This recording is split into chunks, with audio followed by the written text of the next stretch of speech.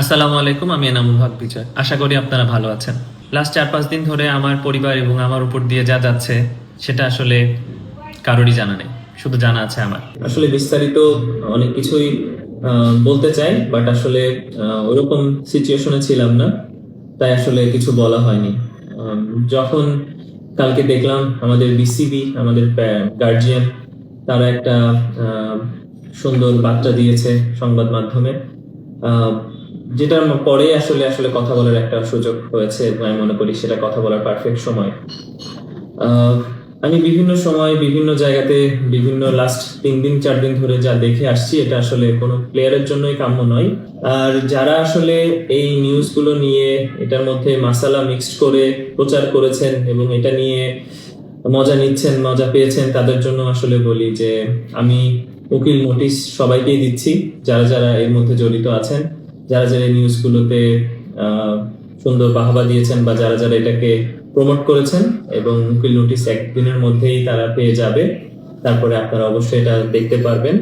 আর আমি মনে করি যে একটা কথা বলি যে আজকে আমার উপর দিয়ে যে জিনিসটা যাচ্ছে, ফিউচারে এই জিনিসটা যেতে পারে অন্য কোনো প্লেয়ারের কাছে, বা এর আগে এরকম দেখেছি অনেক প্লেয়ারের যে কোনো নিউজ তার কথা না শুনে যে কোনো একটা তথ্য পেয়ে সেটাকে নিউজ করে দেয়া। আসলে জানি না আপনারা কি মজা পান, বাট একবার ভেবে দেখবেন যে তার পরিবারের উপর দিয়ে কি যায় বা তার মানসিক অবস্থাটা কি থাকে।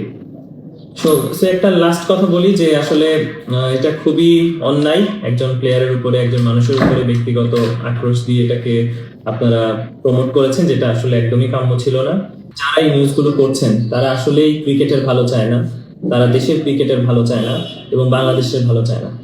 তো তাদেরকে আমি বলতে চাই তারা এসব বন্ধ করুন এবং ক্রিকেটের পাশে থাকুন, ভালোবাসার মানুষের পাশে থাকুন।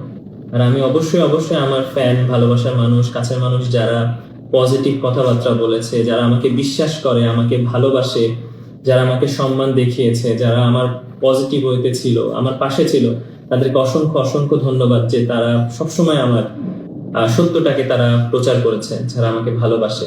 অনেক মিডিয়াতেও আছে যারা আমাকে তার পজিটিভ ওয়েতে নিউজ করেছে, যারা আসলে বুঝেছে বিষয়টা একদমই মিথ্যা, তাদেরকেও ধন্যবাদ জানাই। তারাও আমাদের কাছের মানুষ অবশ্যই।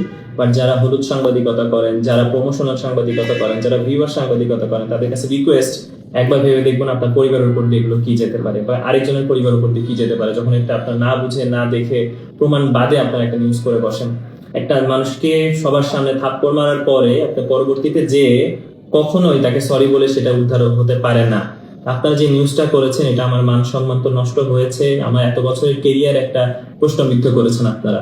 আমি ন্যাশনাল টিমে খেলতে চাই, এরকম নিউজের পরে আমার কি রকম কেরিয়ার হবে আই ডোন্ট নো, কেমন হতে পারে, কিরকম অবস্থায় থাকতে পারি আমি আমি জানি না। বাট আপনাদের কারণে আমার কেরিয়ার আজকে হুমকির মুখে পড়েছে, আমার সম্মান আজকে হুমকির মুখে পড়েছে, আমার আর্থিক, আমার সামাজিক ভাবে আমি ক্ষতিগ্রস্ত হয়েছি, অসম্মানিত হয়েছি।